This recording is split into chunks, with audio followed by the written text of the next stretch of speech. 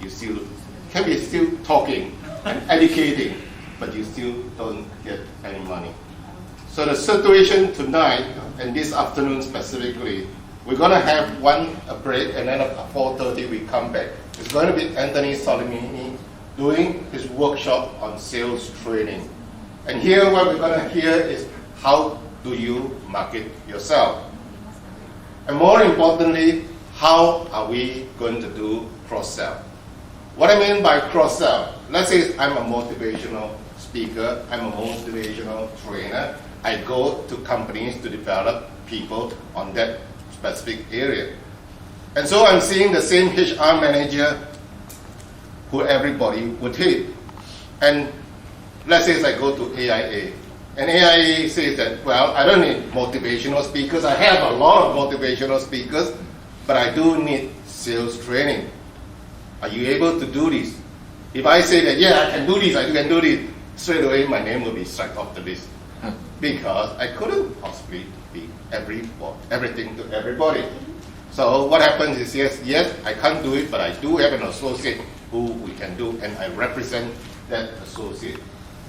All right? Can I make a presentation to you after I have a chance to know exactly what are your requirements? And ladies and gentlemen, you know what? You can be an associate of Sanders Souls Institute. And that's what we are going to share with you at 4:30. So do come back after the break. Don't go away. Thank you.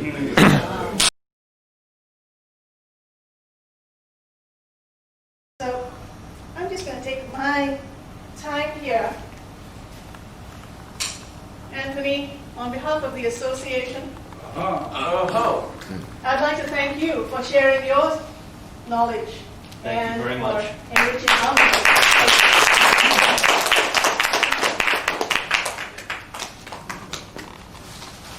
I want to thank all of you very much, Lynn, especially you and VS for organizing this for me. Thank you for listening. I love meeting people at events like this. I live my life networking. Let me give you one real-life example on how it will change somebody's life in this room. My wife and I live in Hong Kong, but we have a lot of friends and close associates down here in Singapore. Today I found out that you have a florist. Now, if my wife and I are sitting in Hong Kong in 2 months' time, and I need to send a gift hamper to one of my clients in Singapore, whom do you think I'm going to call? Susan. With your wife's permission. That's different. No, I can't stress enough. You know, I would like to share, after the break, I think we have to wrap up. I have become a master at trying to network because I know the only way to get business in this profession, it's not like I'm selling mobile phones. Training, motivational speaking, all this stuff is very difficult to sell. Most of my business in Hong Kong has come through networking events. Zero. One client has come from cold calling. I don't cold call anymore. It's not worth the effort. It's not worth the paper it's written on to script it out and call people. If I have even 10 minutes spare, I call a friend I haven't seen in 6 months and say, hey, you know what I'm doing? You must know somebody. Even at the end of today, if none of you want to do business or we never see each other again, I guarantee you all of you would be able to give me 2 names of people in Singapore that could help me. Referral. That's what it's all about. Don't underestimate the value of these associations, and I think I'm starting a similar one in Hong Kong, not speakers, but it's called the salesmastersclub.com. And I'm doing it, I'll be honest, I'm doing it for selfish reasons. I know people need these forums, and I want to foster, don't be shy about asking people for business here. That's why we're here. We're not stupid. But wouldn't I rather give you the business than go through the yellow pages in Singapore and phone some schmuck that I've never met before? I want to give Susan the business. Susan, right? Yes. I'm bad business. So think about this. For $300, as I said to Jimin, it's too cheap. Enjoy it. Thank you very much. Janet, we know who to get. Do you need for Absolutely. I was very impressed. Wow, you can run across water. So after they got the match, they lighted the fire, they boiled the water, and halfway through, they realized that they didn't have any tea leaves. So the second monk volunteered to run across the water, And he also ran across the water effortlessly. The junior monk was thinking, surely if the two of them can do it, I can also do it. So after they had boiled the tea and they had drunk some tea, they were rather hungry. And decided to get some biscuits. So the junior monk volunteered and said, okay, this is my turn. I will run across the river and get the biscuits for you. So what happened was he happily ran across the river and there was a bloom, a loud splashing sound. The two senior monks turned around and see what happened. Apparently this monk fell into the river. So the two of the monks had to fish him out of the river. So the monk was very embarrassed. He asked the senior monk, why is it that when you ran across water, you did not fall into the river? But when I ran across, I fell straight into the river. The senior monk had a very good answer. Junior monk, when I told you I would be running across the river, I told you that I would be stepping onto the rocks beneath the water line. That is why I can run across the river.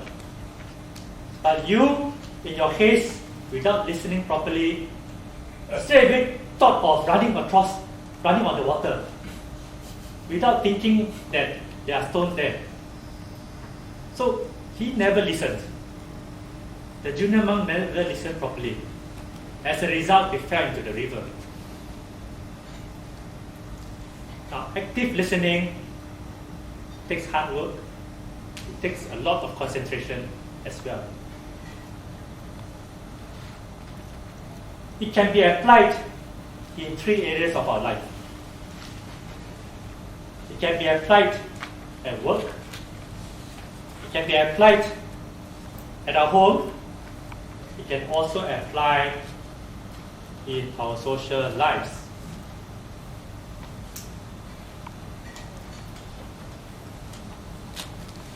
Now, listen actively, ask transforming questions. If you combine the art of active listening and the art of asking transforming questions, you will actually achieve very exceptional results. Let me share with you an incident I experienced at a meeting.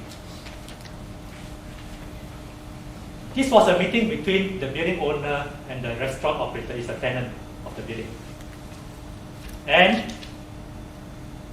the tenant or the restaurant operator had almost completed renovations. And the restaurant will be open for business in a few days' time.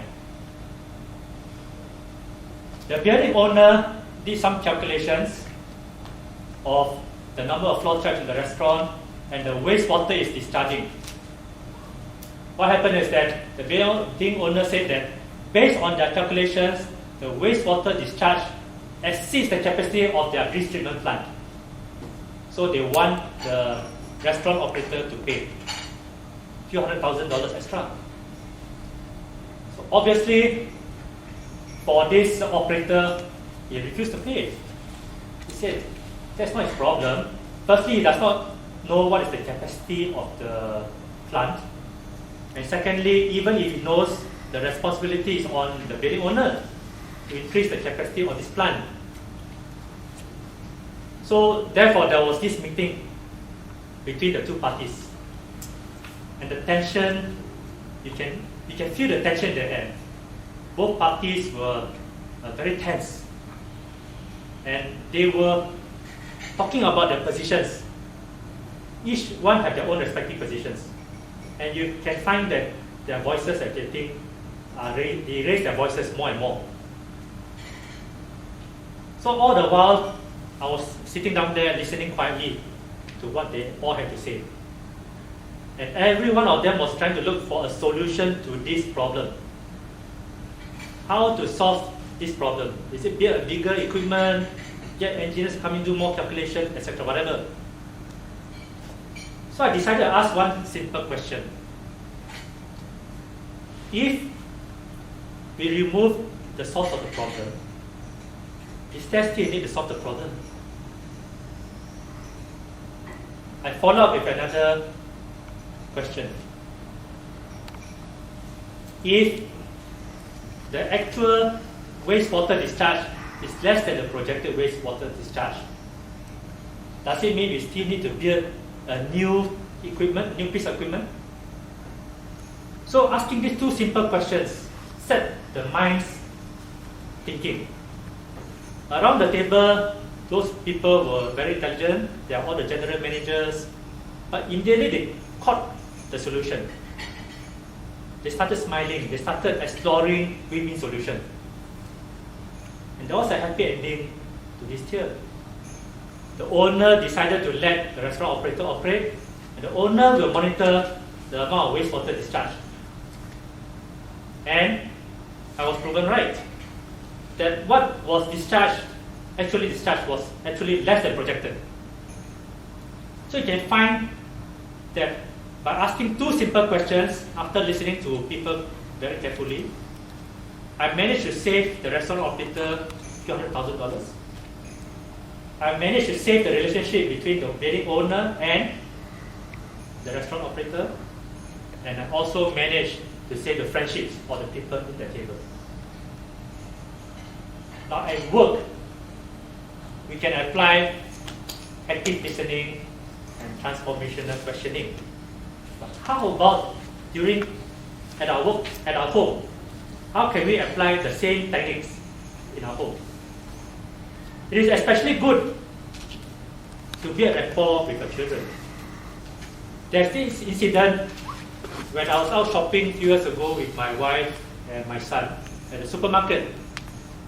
I noticed a family with a kid along with another boy shopping also. I saw this kid was looking very bored and was playing with a packet of fish balls. This packet of fish balls, they have this saline solution, which is fresh inside, so it's in the packet form. And somehow or other, the packet of fish balls just slipped out of the boy's hands and fell to the floor and spilled almost all its contents onto the floor. And you find the parents were very angry. They scolded the child, blaming him for spilling the things on the floor. And they were discussing, the father and mother were discussing what to do next. So next step the father did was that he snatched the packet of fish balls from the son and then put it back to the shelf. Next, they started looking around to see, is there any staff from the supermarket? So there were none. No supermarket staff were around. So they quickly put the hands on their son and walked away quickly. So after observing this scene, I took this opportunity to see whether I can impart some values to my son. So I asked my son, son, what would you do if you were in that situation? My son replied, I put back the fish ball into the shelf and ran away. Of course, he had observed the result. He thought that was the right approach. So I asked him a question. What if mommy or daddy slipped onto the wet floor and fell down? What would you do then? So my son thought a while and he answered, I tell auntie. Auntie meaning the supermarket staff. And I asked another question. Would it be better that you tell the auntie before we fall down? They thought, okay, yeah, okay, fine. Then I followed up with another question. They still have this pack of fish balls chucked into the shelf. So what do we do with that? So I asked him, would you be able to bring this packet of fish balls to the auntie and explain what happened?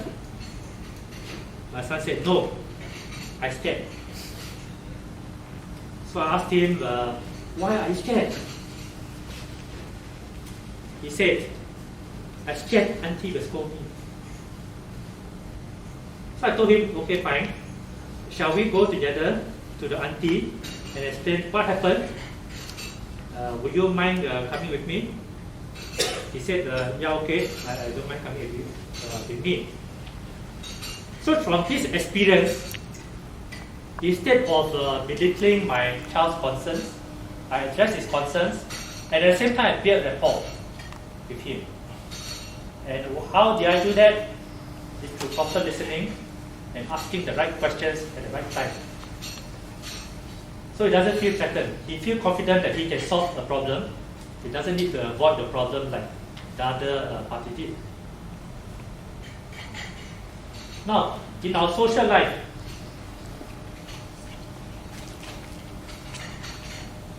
we can also apply the same techniques of active listening and transformational questioning in our social lives.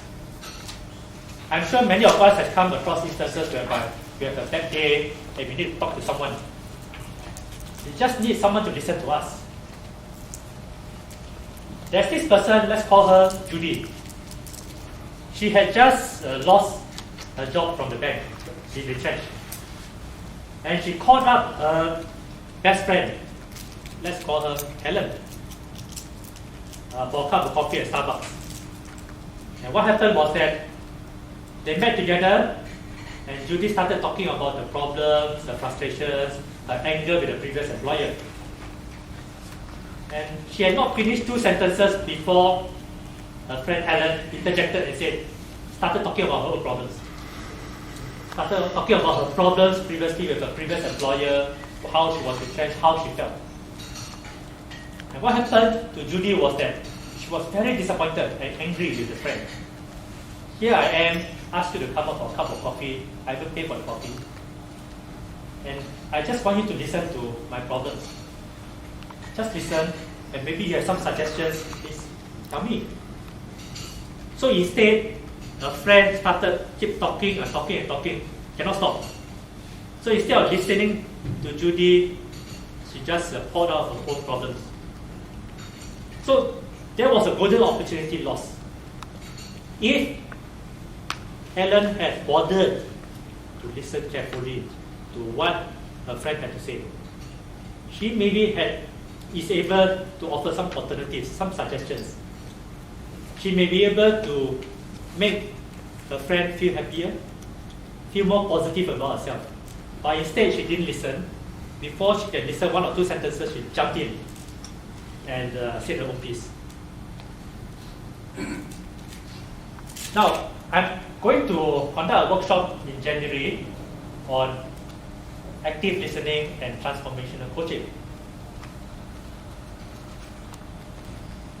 It's called the fundamentals of coaching. Because to coach well, you must have at least these 2 basic skills. I'm not talking about coaching models or whatever, what have you, but you must listen actively and you must ask questions at the right time, appropriate questions.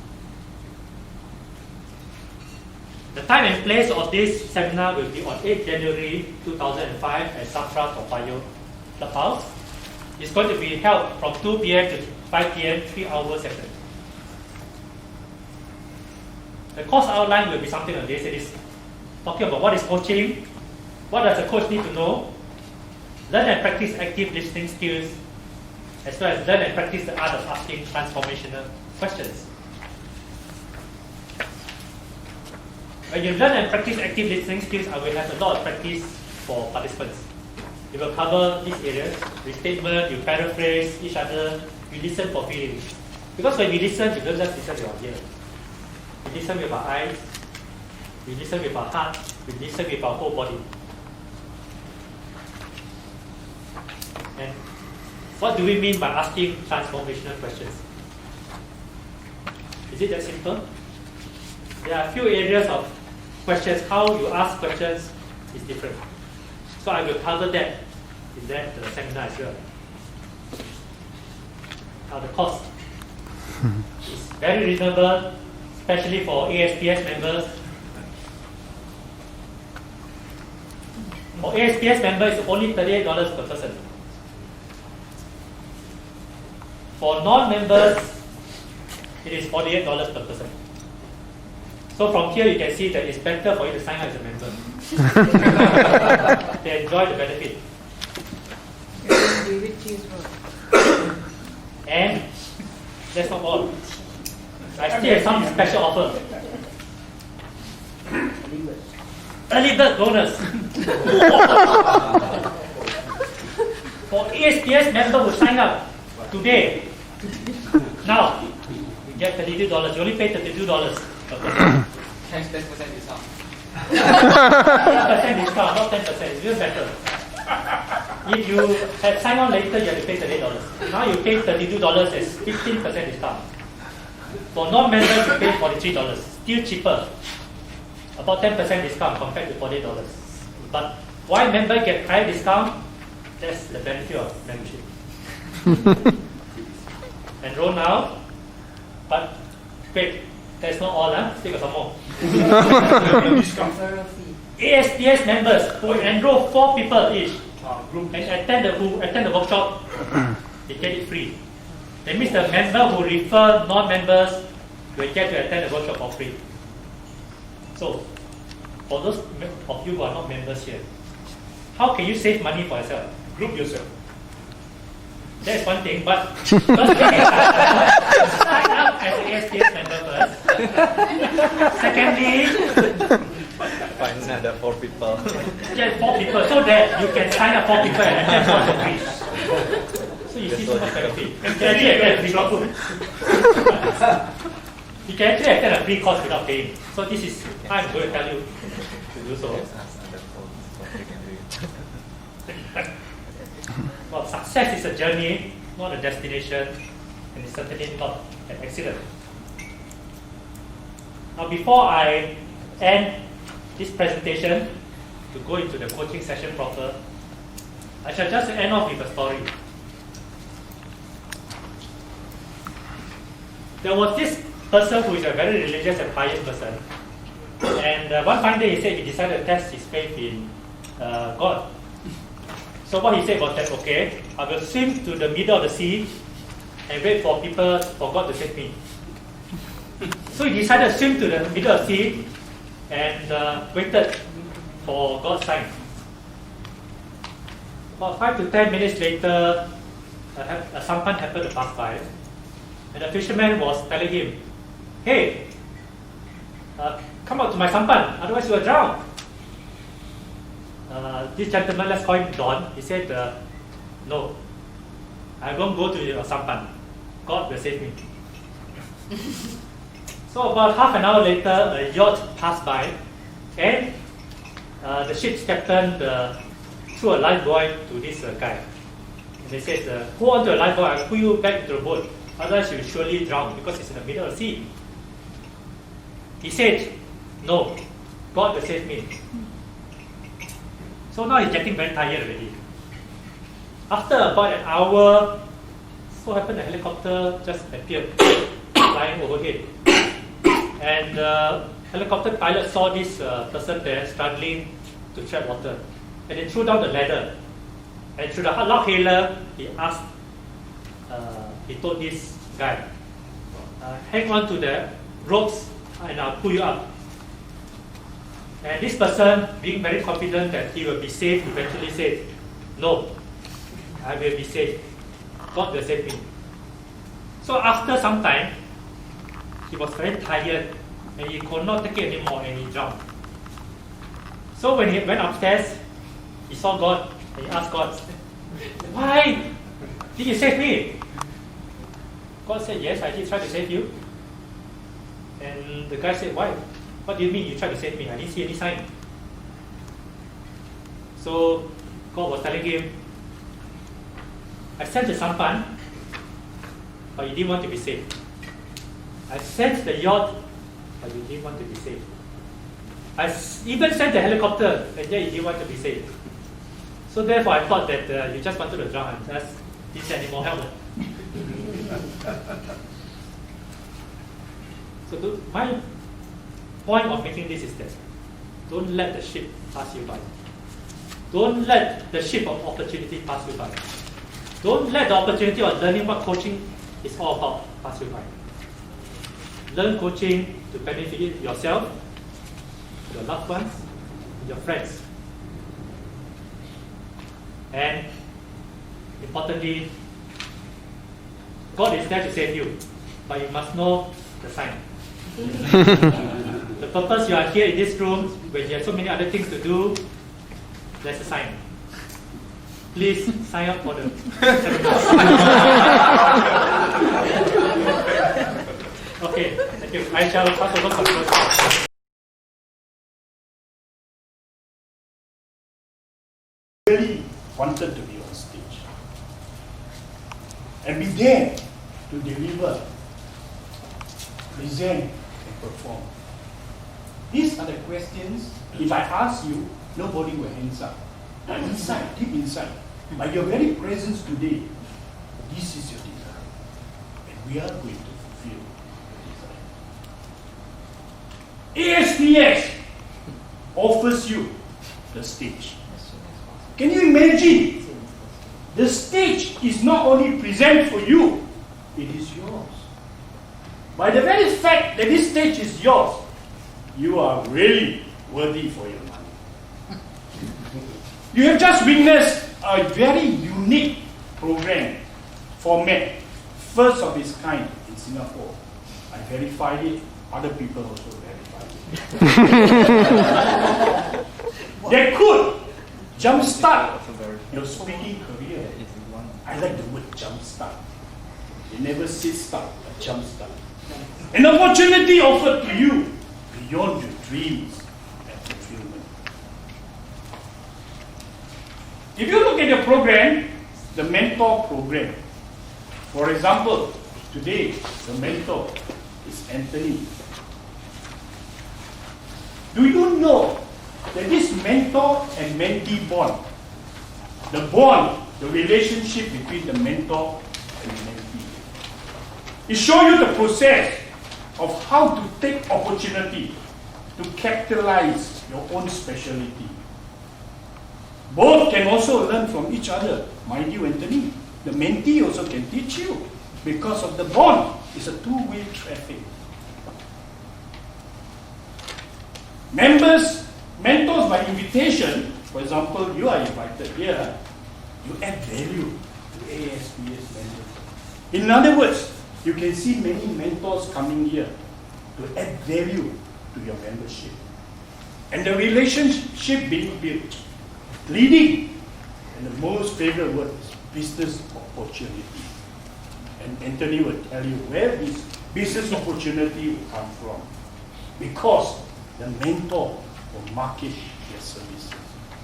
This is the only place that create the mentor and the mentee to come under one roof, to set up a relationship, a bond. Hallelujah! For your information, Mr. Anthony, the most important and the most sought after program in the ASPS is the video viewing program. You know why?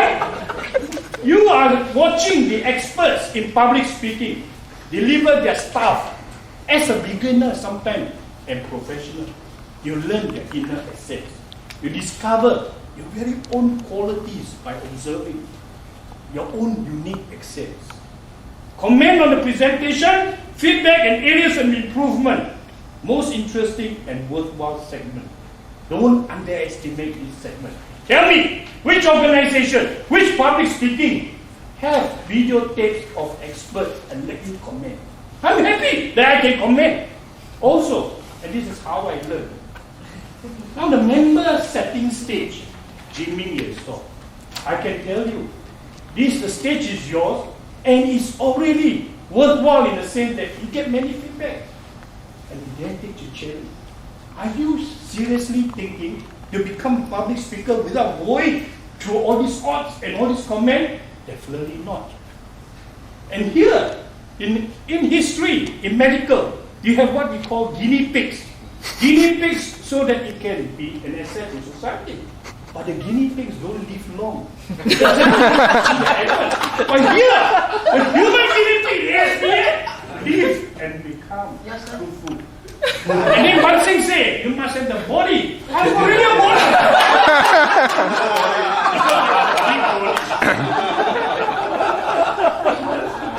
So ladies and gentlemen, today is the day. If you are not going to sign up this, you Instead of become somebody, you become nobody. Just go through the membership form, fill it, come and see me or Yang Ping.